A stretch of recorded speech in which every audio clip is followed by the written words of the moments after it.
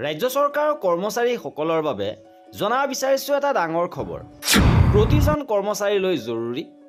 ফিন আছামত আহিল এই গুৰুত্বপূৰ্ণ আপডেট। কি আছে সবিশেষ আপোনালোকক জনাব বিচাৰিছোঁ। ভিডিঅ'টো প্ৰথমৰ পৰা শেষলৈকে চাই থাকিব।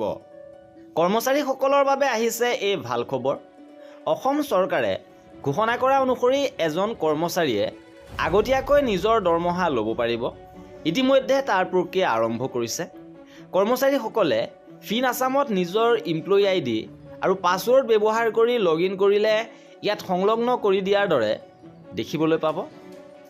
ইয়াৰ্ণ salary advance and salary link ক্ৰেডিটত ক্লিক কৰিলে 2 নম্বৰৰ ছবিত দেখাৰ দৰে দেখিবলৈ পাব।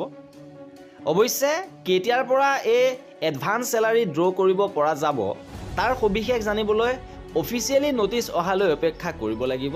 কিন্তু ফিন আছামত ইতিমধ্যে ইয়াৰ লিংক সন্নিৱিষ্ট কৰা হৈছে।